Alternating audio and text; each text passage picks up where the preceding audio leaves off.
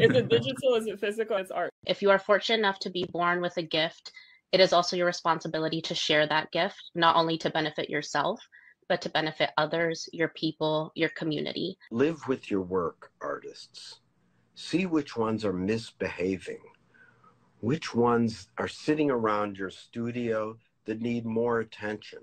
The ones you notice you just did and that came out of habit, not disruption or uncertainty. The answer is a direct connection.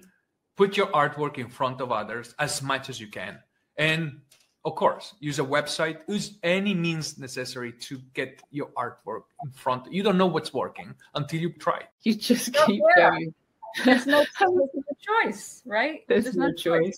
Yeah. And you can't be a victim because then you're not going to keep going. I think posting online and just telling people like, I'm going to do this thing for 365 days. That is motivating. That's exciting. You are musical. You are artistic. We all have a gift. We all have a gift. We just have to find it.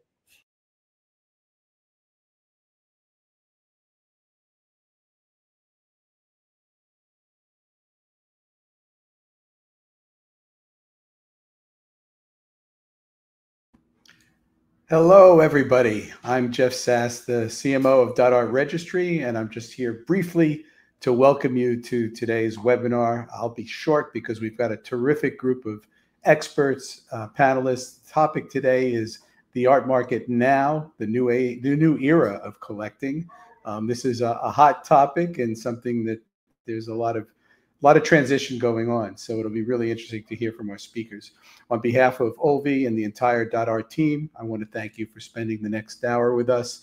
I want to remind you that .Art's charitable mission is our Healing Power of Art initiative. So inspired by the journey of our official artist, Medina Kasimova, we take a portion of our revenue and use that to promote access to and awareness of the healing powers of art. We actually fund a fellowship at GW University in graduate studies in art therapy, and we're always interested in promoting the healing powers of art. So by supporting .Art, you're also supporting this important initiative, and we thank you for that. Without further ado, I will introduce our host and moderator for today, who's also our webinar producer, Anastasia. Welcome, Anastasia, and thank you everyone for joining us. Thanks a lot, Jeff. Thank you. I'm Anastasia, and I'll be your moderator today. The state of the market seems to be harder to pin down every year. And in fact, one of our speakers made a joke that we should all wear white lab coats and refer to the art market as the patient. So following that metaphor, we will try to do a very in-depth anamnesis of the art market, carry out some scans thanks to the areas of expertise of our speakers, and hopefully end with some good discharge notes for the patient.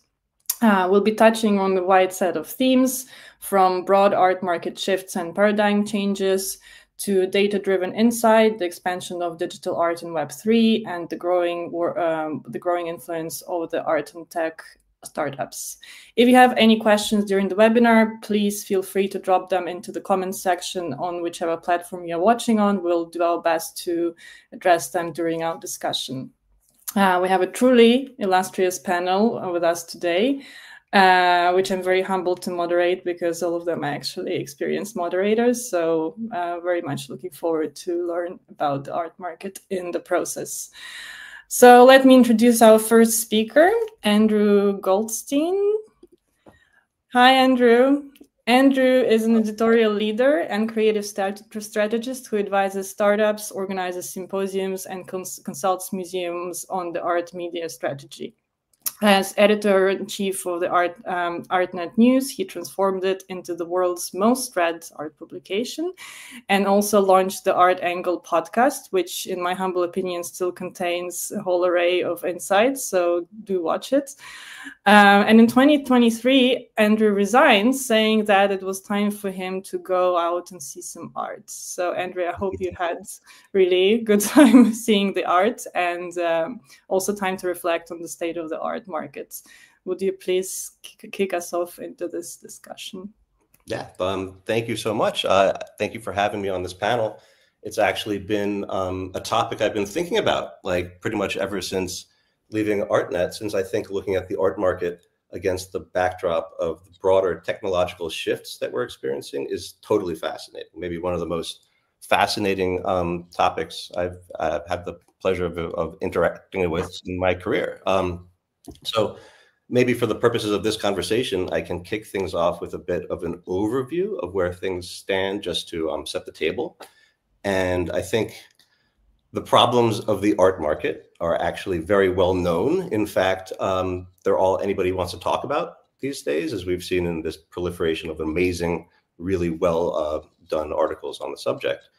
But basically, sales have contracted, with global art transactions falling 12% last year, according to the Art Basel UBS report. And now they've fallen even further in the first half of this year, making for 3 years of downward momentum, which is a bad omen, because that's not supposed to happen in the art market. In fact, it's the longest stretch of decline we've experienced over the past 20 years.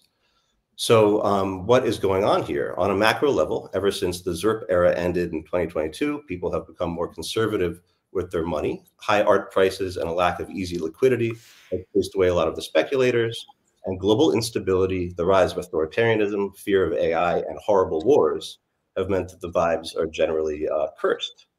So as a result, slowing sales and lower priced purchases have combined with high fixed costs to put a lot of pressure on art businesses, particularly galleries, since they typically run on low margins anyway, meaning that right now they kind of have to grit it out until something changes, a situation that has proven especially difficult for galleries that have expanded in recent years, like Clearing and Blum, which of course have now closed. And this in turn means that people just aren't having as much fun as they used to in the art market. The business of selling has become a little bit of a slog, or like a hamster wheel. And then adding salt to the wound, there's no grand narratives currently in the art conversation to make things exciting and interesting and generate FOMO. In fact, like the closest thing to a grand narrative is this pervasive doom narrative about the art market. So that's like kind of a little bit of a picture of where things are on the ground. But if you zoom up even further, the challenges might be even more vexing, because I think we're all here today because we love art and we think it's special. And it certainly feels like art is getting more and more relevant in the culture.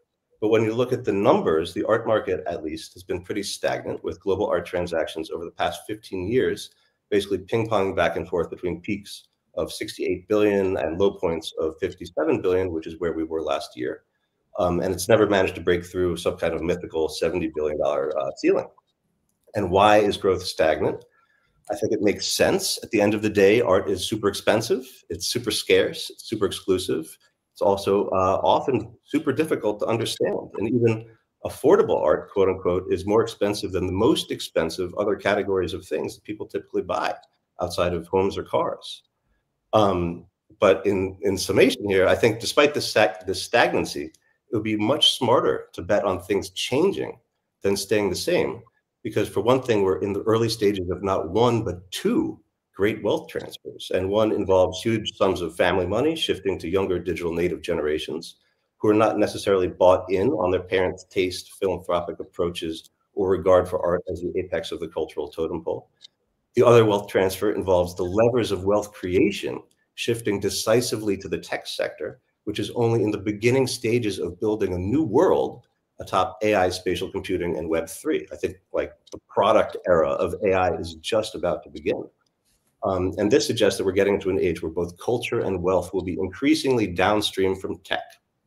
So where I'll conclude is to say that despite the art market for digital art flaming out in 2022, it might be better not to think about digital art as some kind of niche subcategory of art, but rather to try to imagine what art will look like and how it will be experienced and how it will be bought and sold in a digital world. And I think that's where the opportunity is. Thank you, Andrew. Thanks for giving us the bigger picture. And I think it's just impossible to ignore the fact that we have to embrace the change and the evolution of the world and of the art market. Let's see whether we can actually give more concrete advice on that. And please stay with us. I'll add our next speaker here. It's Tim Schneider. Tim is the founder of The Grey Market, a newsletter dissecting the business of art and culture, and a consultant for artists and cultural enterprises. His work explores the art trade through economics, technology, data, law, and related art markets, and has appeared in the New York Times, Financial Times, and many other acclaimed publications. Tim served as a columnist and as an art market editor for the Art newspaper and ArtNet News. And in 2017, in fact, he published a book called The Great Reframing, which addresses many of the topics we'll be discussing today. And hopefully, Tim today will be our voice of data and reason in case we trail off too far into the dreamland of the art market. Tim, what do you think are the biggest issues facing the art world today? Well, I think we've got plenty of time to get into that over the course of the next 50 minutes or so, but I'll just start off with one or two kind of major top line thoughts here. Also, before we go any farther, thanks Anastasia and thanks Andrew for sort of setting the initial stage here. So I think what I want to focus on here is the idea that even though this contraction that we're now in is partly the product of recent events, it's also been literally decades in the making. And one big piece of the puzzle here is this expectation of constant upward global growth in the gallery sector, the auction sector, and the fair sector. And that all began around 20 years ago when the US economy started recovering from the bursting of the dot-com bubble, and when China and other East Asian nations started getting really serious about buying Western artwork. Now, while all this stuff was happening, the mega galleries emerged and started proliferating more and larger locations around the world. Hong Kong became an increasingly active and lucrative auction market, and major art fairs, starting with Art Basel and Miami Beach in 2002, started launching editions on different continents and started really growing this network of global art fairs. Now, all of this momentum basically created this narrative that over time, the only way to be successful, or the surest way to be successful anyway, in the 21st century art trade was to continuously scale up. And the justification for this was that the collector base was getting bigger and more diverse all the time. And that's partly because art was being pushed increasingly as an alternative asset class. It's something that should be in every investor's portfolio. Now, fast forward to where we are now, August of 2025. As Andrew mentioned, first half auction sales at Christie's, Sotheby's, and Phillips are down for the third consecutive year. We've had at least 10 galleries that have announced that they're closing, including, as Andrew mentioned, Blum and Clearing, which were major names. And we also have at least 5 art fairs that have announced that their forthcoming edition will either be postponed or canceled, and that includes names like the ADAA Art Show and Taipei Dangdai. So we're really stretching across the entire globe here, just as the art fair ecosystem did. So this raises the question of what the hell happened? One big point here is that if you look at sales data adjusted for inflation, what we find is that the art market actually peaked all the way back in 2014. And it's basically been downhill ever since, varying up and down somewhat, but essentially we've never gone back to that peak. And I think that we have to reckon with at this point is that a significant portion of all this activity over the course of the past 10 years in particular has been speculative buying based on people who really believed in that art as asset narrative and maybe didn't end up getting the returns that they were hoping for. Now, again, as Andrew mentioned, in the past 3.5 years or so post-pandemic, core costs in the art trade keep climbing. Meanwhile, sales revenue is down. It seems like the growth in the collector base that everyone was banking on has, at the very least, not kept up with the rising of costs. New generations of collectors are more interested, it seems, in buying art by their contemporaries than by the sort of great names of modern and even post-war art. And meanwhile, younger dealers are increasingly opting out of this kind of world-conquering gallery model that was popularized by the likes of Gagosian and David Werner and Hauser and Wirth, et cetera, et cetera. And all this is happening amid this sort of greater awareness that art needs to compete in an information ecosystem and a kind of high-end discretionary goods market that is more chaotic and noisier and more competitive than ever. And so this is the kind of stage setting that we're facing as we go into the final 4 months of the year. And I think, as Andrew alluded to, the bet is on much more change coming as opposed to more stability sort of setting it. Great, thanks, Tim. The leitmotif is yet again the change. So let's see if we can embrace it together. And I will add in the meantime our next speaker, Elena Zavelev. Elena is a leading voice in digital art and blockchain. She's the founder of Crypto and Digital Art Fair Kadav, has led global partnerships at Live Art, and has taught at both Sotheby's and Christie's Institutes of Education. Today, she also heads HUG, which is digital artists, which is part of the gives her, in a way, a unique perspective on how the digital art and Web3 this community is evolving. Elena, welcome. Where you're standing from, how do you think it's looking? Hi, Anastasia. Hi, everyone. Thank you for having me here today. Excited to join the webinar. Thank you, Andrew and team, for joining as well. So I can always speak from a more practitioner point of view and just a person who is speaking with digital artists every day and speaking with all sorts of startups and blockchains and things like that. So just a little bit about myself. Yes, I have started my Web3 journey a while ago, actually in 2017, when I founded New Art Academy, which was the organization with the purpose of educating the art market about art and tech. So with that, we conducted a number of conferences, online education courses, webinars, and always had a lot of collectors, but mostly actually artists who were curious about the art market and the digital art market and how they can enter it. And so with that in mind, we founded Kadav in 2018. And the first edition was quite fascinating in New York, where we had CryptoPunks exhibited one of the first times in person, and actually sold to Winklevoss Brothers and to some other important figures in the market at that time. And that's how a lot of things have started. And since then we've had a number of editions in New York, internationally, and we worked a lot with the artists. That being said, things are evolving rapidly. So Kadav was acquired in 2023 by Live Art, and that's when I actually dipped my toes a little bit deeper into the crypto market and have been working a lot with NFTs and RWAs, which is a big thing right now, real world assets. So by the nature of Live Art, worked a lot with traditional art, with really cool traditional artists.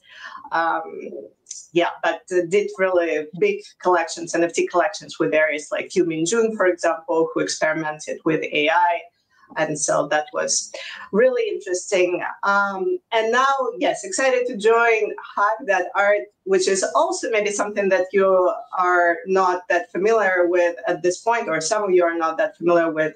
But it's a platform that has been founded by Randy Zuckerberg a while ago and then acquired by Art Domains some time ago. And it's an open call platform with a number of artists participating. It's about 40,000 members. So by the nature of all of it, I do speak with digital artists a lot and hear the pains and what they're interested in mostly today. But I can say as it started, when I started just speaking to them in 2017 and up until now, everybody is just interested in showing their work and making it available to the most number of eyes and selling it eventually. And so going into the market, I don't think it's as doomed as the traditional art market today, just because there are a lot of people outside of the market who participate. So there are a lot of tech people and finance people who are always jumping in. And I think that kind of makes things a little bit more positive and dynamic, as people from all sorts of different industries participate in the market. They just bring different perspectives. And that, I think, is a good thing. And they bring different new tools to the market that essentially make it more dynamic and more efficient. But, as you all know, Web3 market is really not something steady. It goes up and down, up and down. A lot of it depends on the prices of the cryptocurrencies. And as they go up and down, the market also varies. Right now, I feel like it's not the worst what I've seen. So I have a lot of hopes for the digital art market to pick up again. One personal excitement that I have, I've been following artist Sasha Styles for a number of years. She's been one of the early participants in KADAP and the organization that she founded called Versaverse. And now she's becoming, she's going into MoMA, so her show starts on September 10th. And that is something that just warms my heart, and I think it's a very good sign of something actually moving into the right direction. Great. Thank you, Elena. And speaking of tech people, we have with us Denis Belkevich, who combines expertise as an art fund manager, startup mentor, and educator. As general partner at Fuel Art's creative tech investment platform, he delivers market insights through the annual Art and Tech Startup Report, which actually came out recently. You can find it on the Fuel Arts website. And in a way, the report was a bit of ideological kickoff for our conception of this webinar. So thank you, Denis, for being here. The stage is yours. Oh, thank you. Thank you, Anastasia. Thank you, my colleagues. First of all, let me thank .art for organizing this event and for inviting me to such a remarkable group of experts. Everyone probably expects me, given my company's focus, to speak about technology in art in my opening remarks, but I'd like to devote it to a much wider case. When we look today at the art market, I see a sector wrestling with consequences rather than causes. And what's striking is how much of the public information seems contradictory, sometimes even illogical.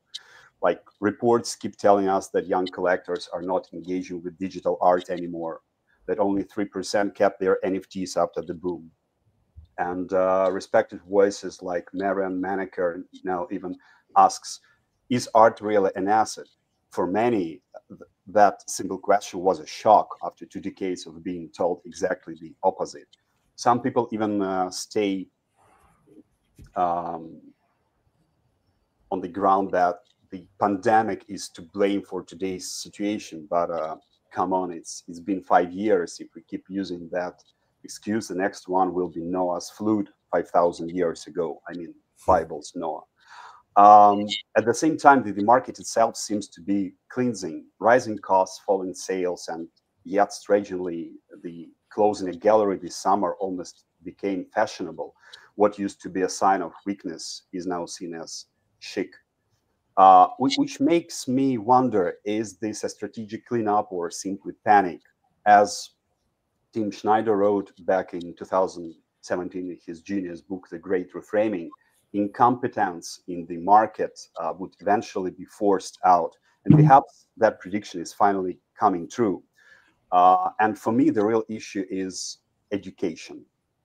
Think about the golden generation of the collectors of the 70s, 60s, 70s, 80s. They had evening courses at galleries, collector clubs, and art history lessons. In the US, drawing was taken out of the schools in the 1950s, but art history was introduced in high schools and universities. And the result, a generation that couldn't necessarily draw, but could read art, understand it, and love it. Today, it's the reverse.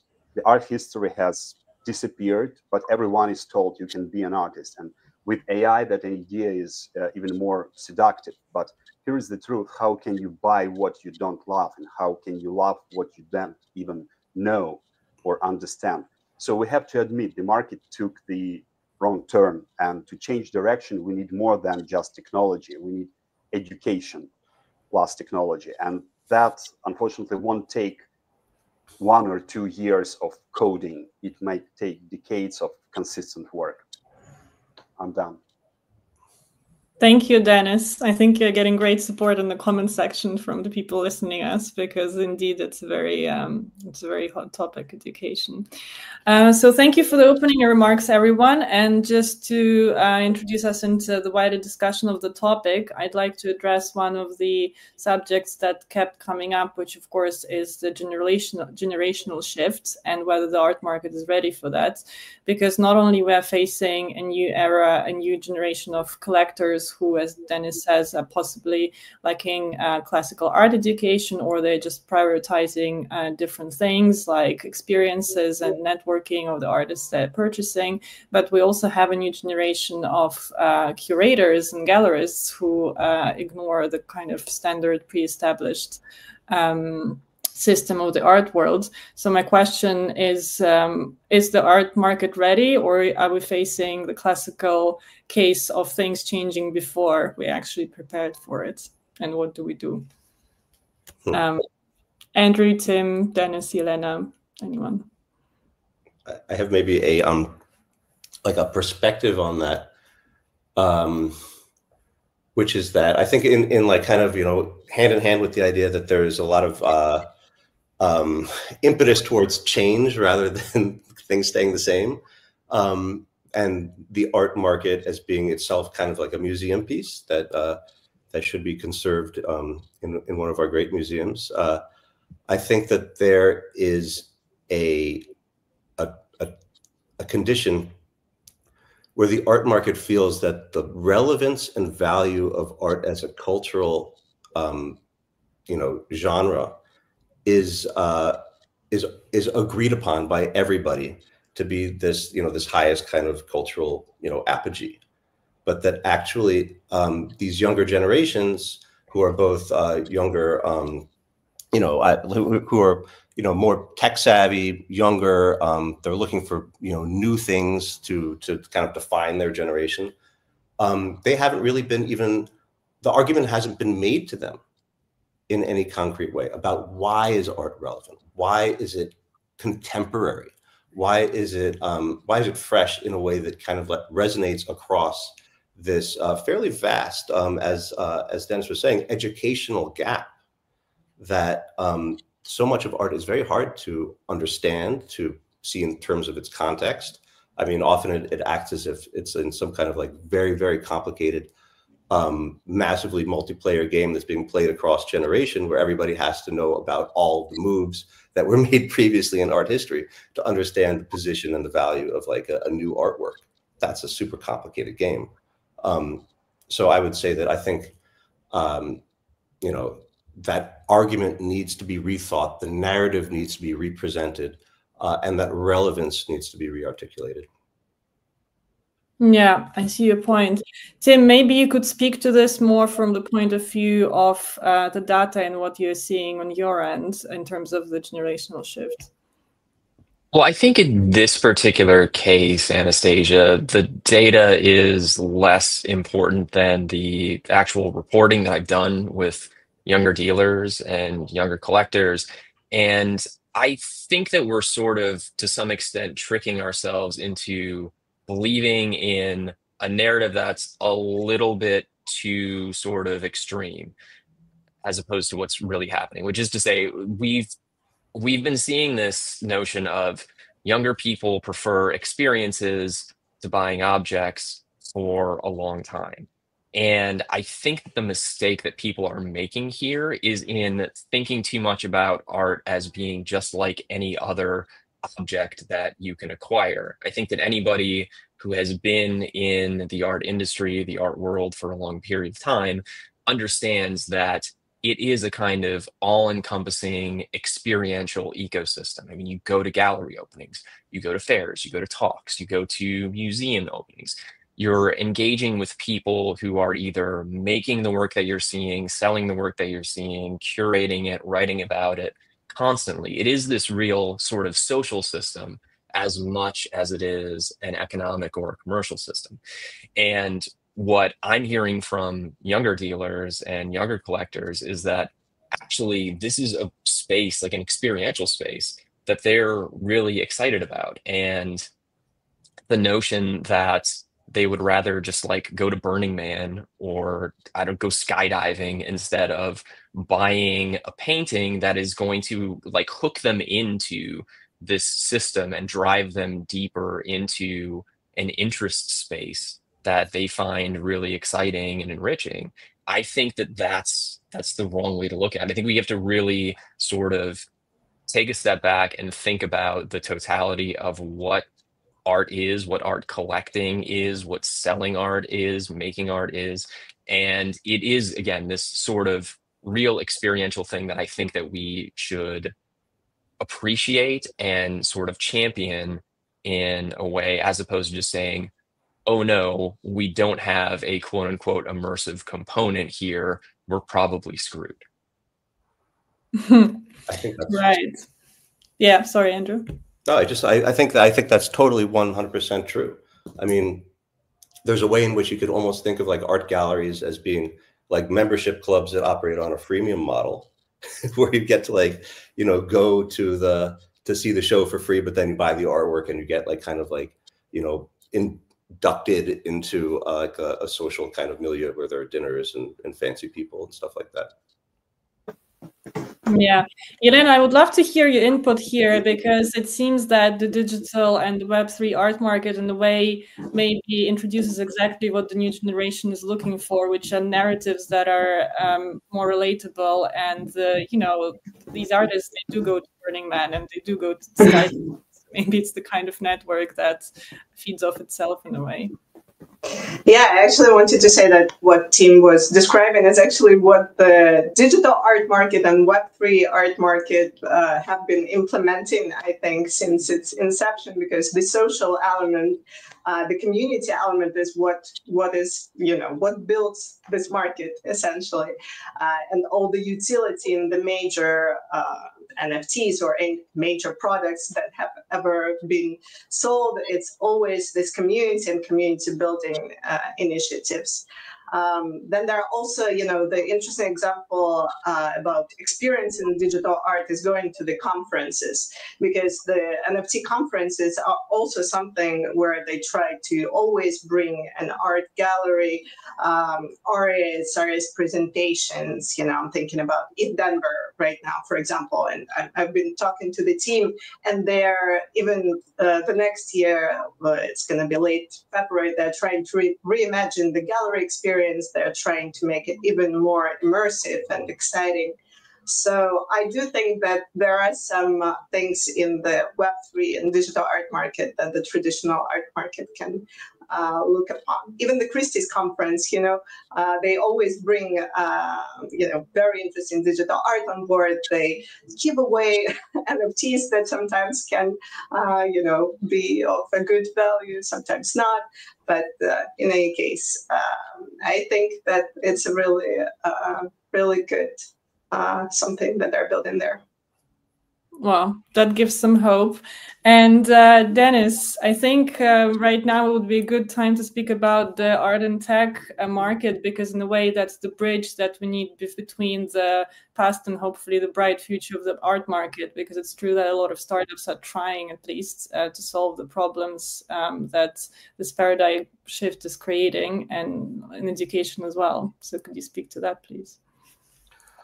Well, thank you. First of all, let me add, I mean, I can't agree more with my colleagues on what they have said. Let me add one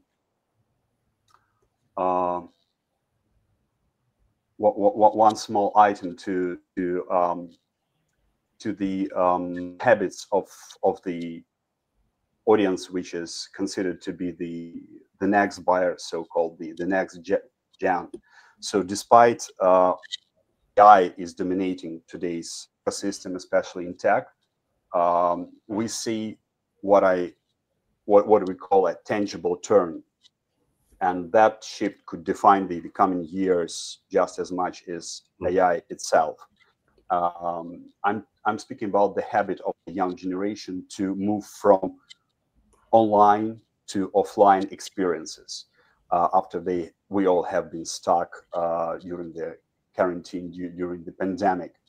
By that, I mean technologies that are not just living in the cloud as code, but also have a physical presence. Look at OpenAI and Johnny Ive, who are now inventing a special case, a special physical tool where the next ChatGPT will be put into. Another example from the art world, so a startup named Monumental Labs just raised $9 million to produce marble and stone sculptures using a robotic arm.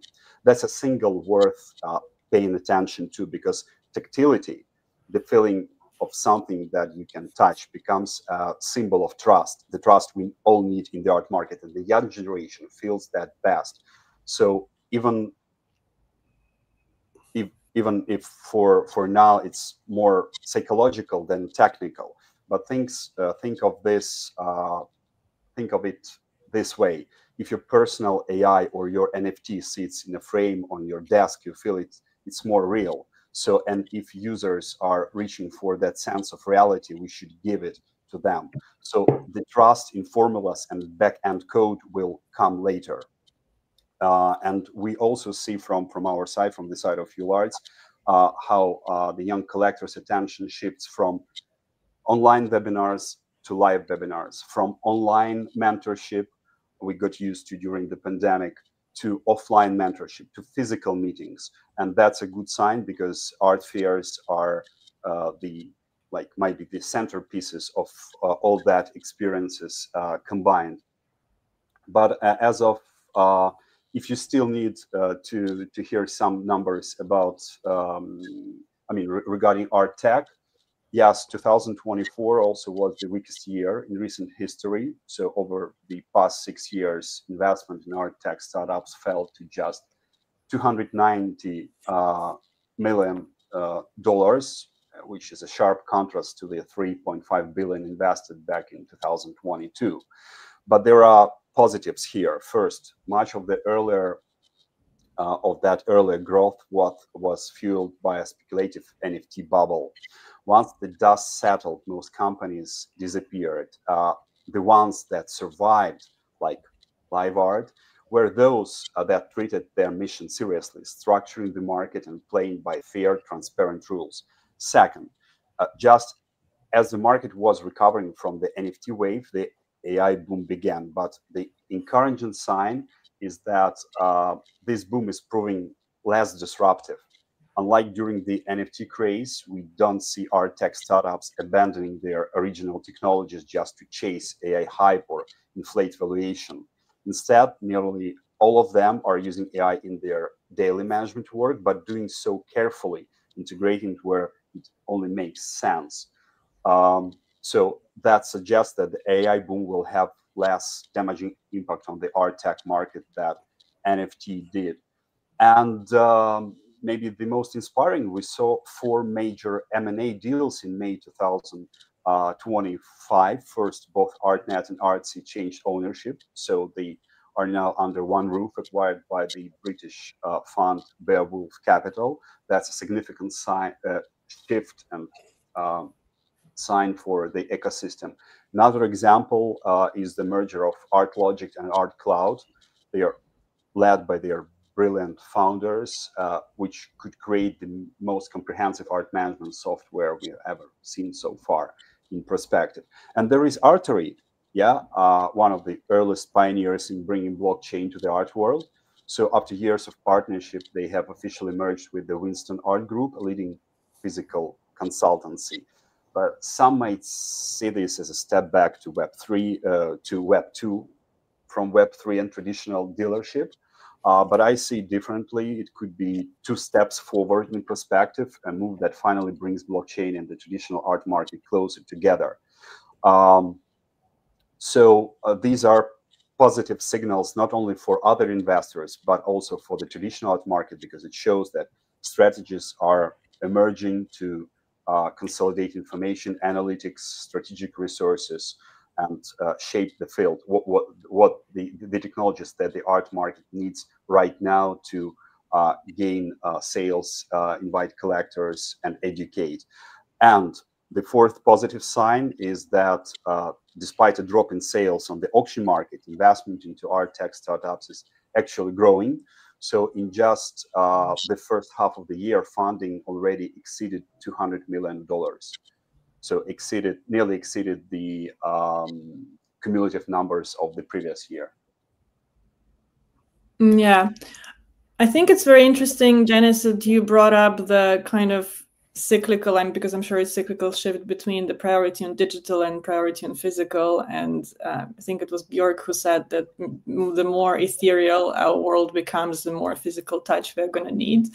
So taking into the account that a lot of people listening to us are artists and creatives, I think the question on everyone's mind is, for an artist who is starting off, what would be the recommended balance between physical and digital presence? Because of course then it links to the sales channels they're going to choose and who they hope to be the primary producer in the art world, whether it should be a gallery or a platform or an independent agent. So perhaps Andrew, you could speak to that. Well, I have first of all, I think that the tangible turn is really great. I think that has legs. And I think somewhere in the middle of all of that is that the distinction between the physical and the digital may start to get a little blurrier. And I think one of the most inspiring kind of developments when it comes to the future of art tech is that, like, even though the markets, the tech markets are down today because of these, like Sam Altman basically said that don't expect any massive leap forward from like the LLM, like the current path that they're on anytime soon, and that like the chatbot form factor has kind of reached maturity. So there's been a negative kind of market reaction to that, but I think it's the greatest news because it means that now like AI is kind of, at least for the foreseeable future, a stable technology where you can kind of anticipate that costs are going to go down, quality is going to go up, but it's not necessarily going to like achieve like super sentience and like abrogate any kind of product that you're trying to create. So like this is like the starting gun for product creation using AI as like electricity to like do things that you couldn't do before.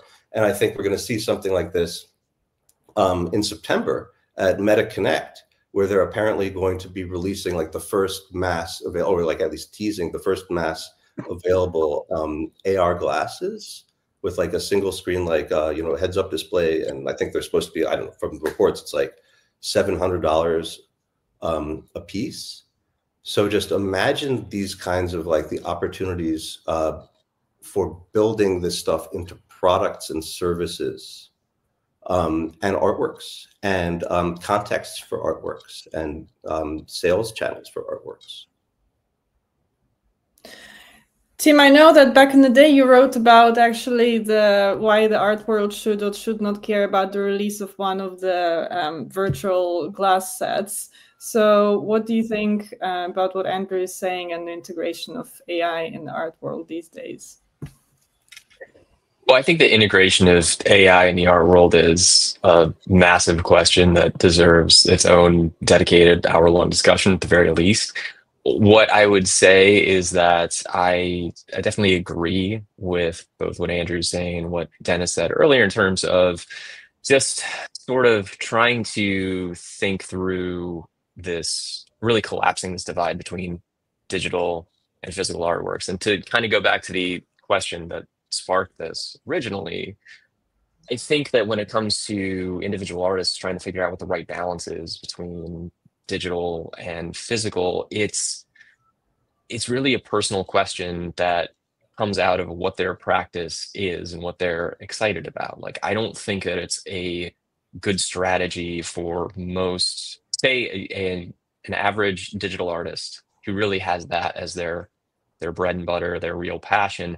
I don't think it's going to be a good thing for them to just kind of go out and be like, you know what, I'm going to start making some paintings because paintings sell well and they allow me to potentially I don't know, appear in more gallery shows or whatever else. Like the audience can tell if you're not that interested in what you're doing, or you're just doing it for basically transactional reasons. Most times that doesn't turn out particularly well. So I think that from that standpoint, it's probably more helpful to think about maybe alternative ways that you can merge digital and physical, and not necessarily base it around particular technologies that are only coming onto the market now, or maybe haven't even achieved their best form yet, and really look at sort of more common expressions of technology, how you can maybe spin those into, say, live in-person events, live in-person shows. Just as one reference point here, there's a digital artist named Maya Mann who ran a space called Heart in Manhattan for about a year and change. And that was really dedicated to this idea of digital artists finding ways to engage in live events and do things like, I wish I could remember the specific project that's kind of itching the back of my brainstem right now, but sort of live lectures based on Instagram history, or like everybody's looking at the same thing online while there's something in person happening. And like that may not sound super compelling as I'm describing it in very general terms, but like the specific projects that she and her collaborators were dreaming up, I think really managed to be engaging and exciting and interesting. And like that's a way to think about this in a way that's maybe more promising than just saying, well, I know I've been making NFTs or digital artwork for a while, maybe I should just try printmaking instead. Yeah, agreed. Elena, I'm wondering, because I almost feel like from the side of the artistic community, there is more willingness to experiment with the medium and with the platform, especially if it feels familiar to the practice.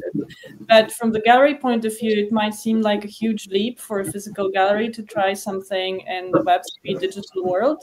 So if you could recommend something for galleries to experiment with, what would that be, and how to do that in an organic way? Yeah, I mean, there are some examples of the galleries who experimented with NFTs. Like, I guess Base Gallery would be the first that comes into mind. I think experiment, if there is a budget to experiment, they should experiment. But you know, as any artist or a gallery that wants to go, I guess, to digital. Yeah, I mean, I guess what I'm trying to say, there is no real, I don't see that much of a difference between digital or physical art in terms of art. You know, galleries working with the artists, and there is a very specific process how any gallery is working with the artists. So there is a lot of curatorial work involved. So getting a great curator who is very well versed in digital art, I think, is the first step. And starting to work with the artists who work, you know, in the digital medium, I think that's a very logical step. And then, in general, there are not that many galleries that want to participate in the digital art market, right? You can count, I guess, but there are really not that many. I'm not sure. You guys maybe have some data. How many digital art galleries are there today? There are some digital platforms that go into physical space, like Super Rare has opened their space in New York, another space, and there are a few others, Bitforms and others. But yeah, I don't know, Anastasia, if I'm answering your question. You're asking for an advice for a gallery, right? That's yeah. That's mainly the question. It's hard to say. I mean, gallery business is hard as it is, and for a gallery to start a Web3 or a digital art gallery, I think it's very tough. There are some good examples, though. You know, I've been working with Kate Vast Gallery also. I don't know if you, Andrew, team, Denis, if you're familiar with her. She's great. And she still participates in the market, participates in the fairs. So I think it's a really good example to look at. But yeah, I think as anybody who wants to, I don't know, dip their toes into digital art market, building community, speaking to the artists, experimenting, participating in the open calls, I think all of that are really good strategies. Creating their own open calls for a gallery, that could be a good option. Perhaps I can recommend Hug as a platform to launch an open call. So yeah, things like that. Denis, I have a feeling that you have something to say. Denis, I don't know. I was all attention to my colleagues. I mean, when it comes back to art and tech, I'll be happy to contribute. I have a small. I would be happy to have contribute a bit about the gallery artist relations today, because we also see that, and we see several startups that are trying to reframe that, to reframe the Castelli model. If we still have time, I could devote 1 minute. Yeah, we absolutely do, and we have more than 1 minute, and I think it's an essential topic to address, because we know that the old system no longer works, but nobody quite knows yet how to do it in a new way. So yeah, I mean, there could be a wrong attitude towards this problem when we start asking ourselves, okay, or start speaking from the position, the old system doesn't work. So the right question is to ask ourselves, how should it be reframed? And in our view, the most outdated play today is still fighting over the gallery's half of the pie that most of the startups want, instead of billing for the artist side of the business. Let me explain. Maybe someone doesn't know, my colleagues for sure, they know.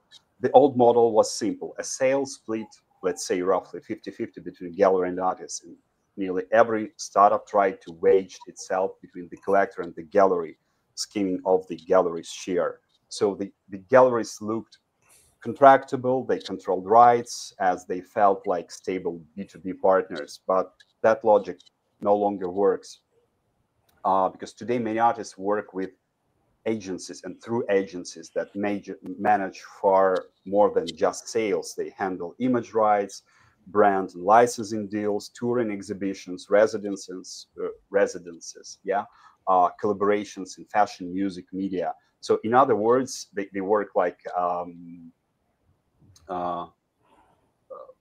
what we have in the music business, record labels. So the artist's income stack is much broader than gallery sales, and it's becoming increasingly professionalized. So my answer to the startups who want to still want to bite that gallery's part of the pie is very simple. So build where the money is shifting. Invest in artist agencies, look at the artist agencies, and of course artists should look at the artist agencies themselves. So treat an artist career like the venture asset, which is really is, because nowadays the artistic career can be considered a startup, innovative, unique idea, which is profit oriented, diversified revenue, compounding relationship, and IP that outlives any single drop or show. So that's a very quieter path, but it leads to stronger retention and big profit. So I'm addressing to both startups and artists. Consider that opportunity as artist agencies. I love the view of the art career as a startup, because it's true these days. And I know that .art is establishing something nearly the same. I don't know if I can speak on that, because it's quite an insider information, but I'm happy that .art is doing that through the ID Art platform, or will in the nearest time. It's not that insider.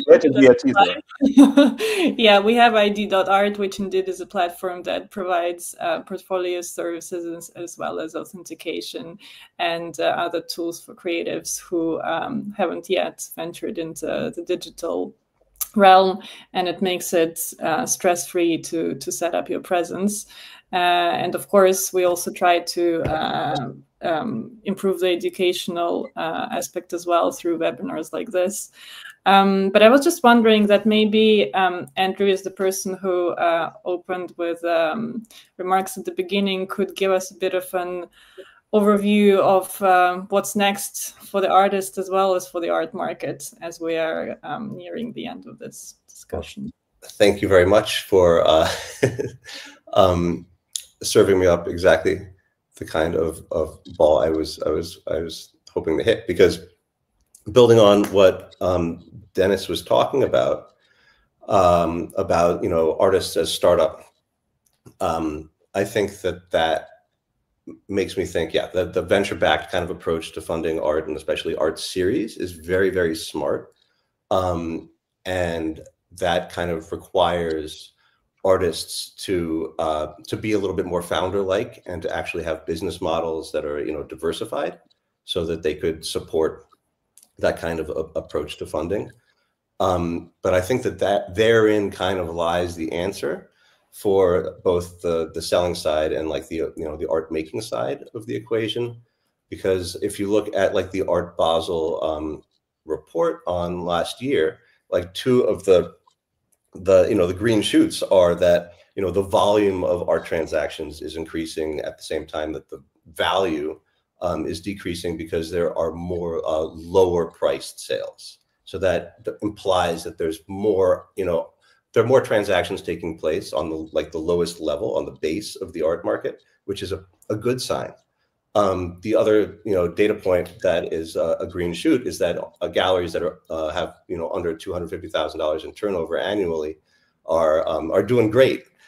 The only problem is that if you actually do the math, and like I stuck that into ChatGPT to say, like, okay, take out the 50% artist cut, take out taxes, take out overhead. Like, what is that? That leaves you with about like $7,500. So like, this is all to say, the great Brian Morrissey, whose podcast I listen to all the time, and he's like great media, analyst with, People versus Algorithms and the Rebooting Show. He always says that like the best, revenue stream for media companies is multiple revenue streams.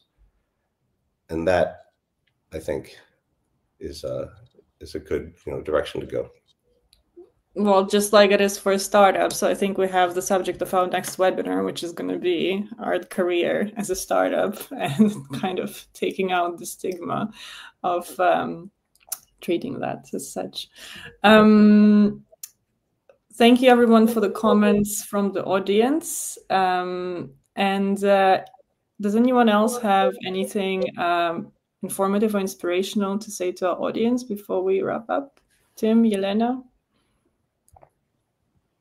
Sure, I can speak for a minute. I mean, I think that just to kind of bring this full circle to what we were talking about in the very beginning, this contraction or correction, however you want to define this period that we're going through in the art industry right now, I think that another way to maybe look at it is that we're going through a period of right sizing. I mean, again, I think that we, in a lot of ways, got over our skis collectively over the course of the past 10, 15, 20 years in terms of this notion of the line going continuously up and to the right when it comes to sales, when it comes to the growth of the collector base, all those kinds of things.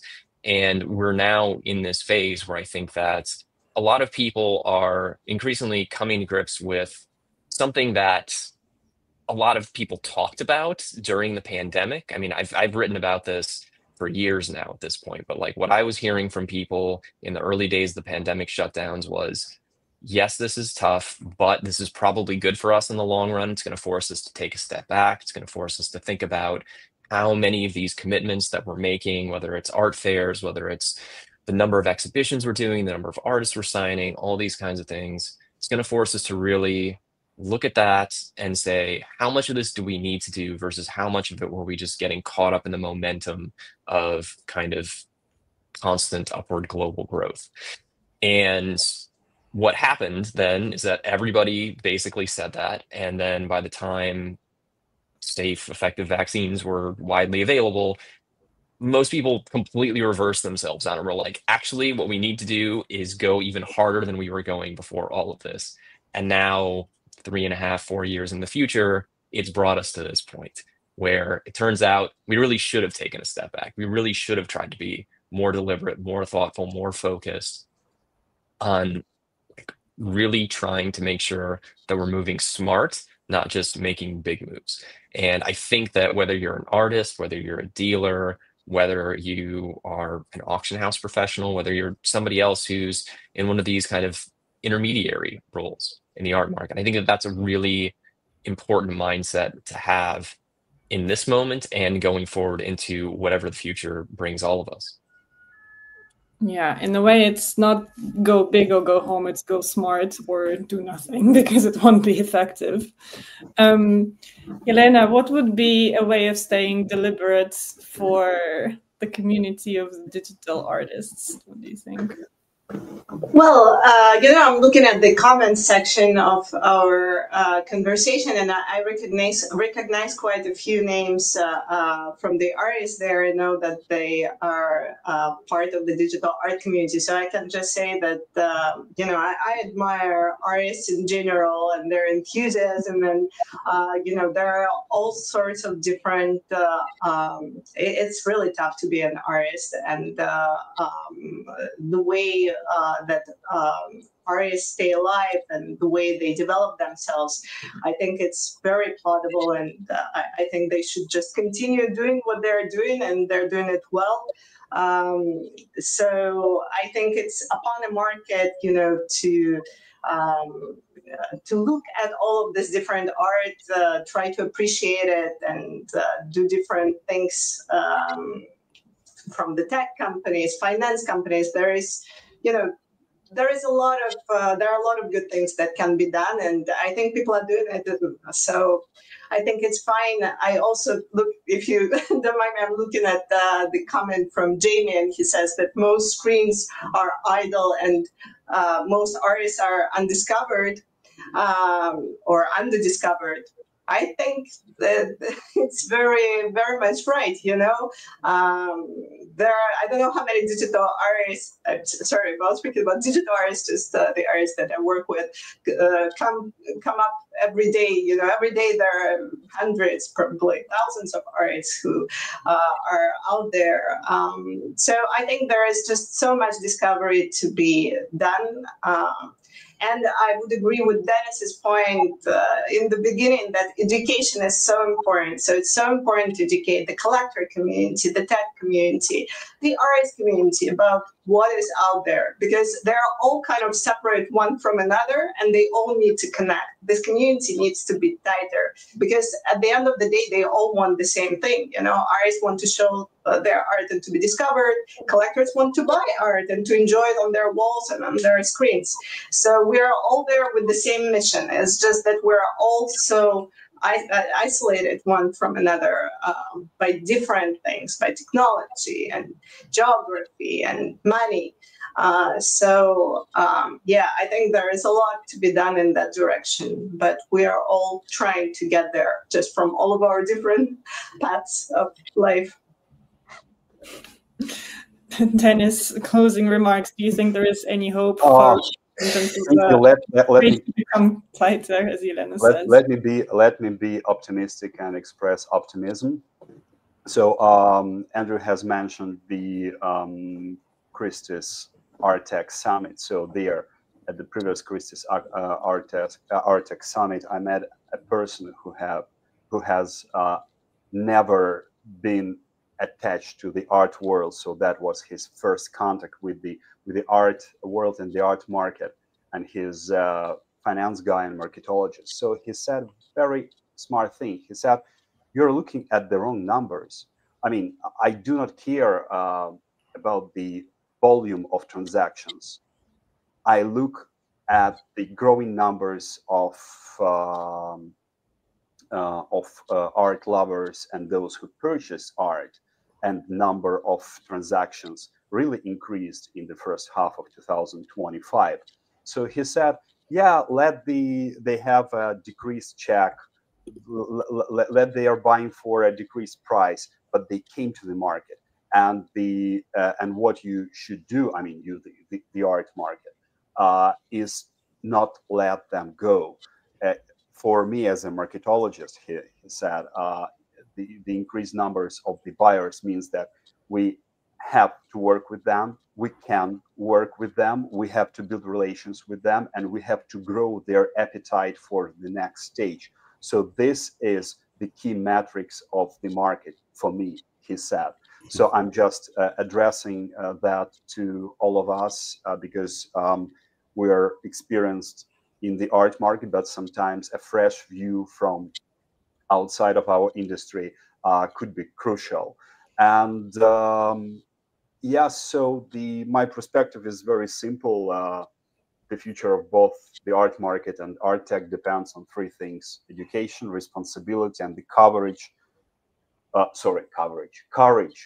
yes, to deliver real solutions today and not promises tomorrow. By saying not promises tomorrow, I do not mean blockchain and VR helmets promised tomorrow, but better say, when I say education, I mean educating everyone: collectors, galleries, auction houses, artists, because without knowledge, there is no love, and without love, there is no market. Thank you for inviting me. Thank you, Denis. On this great note, I'd like to finish this discussion.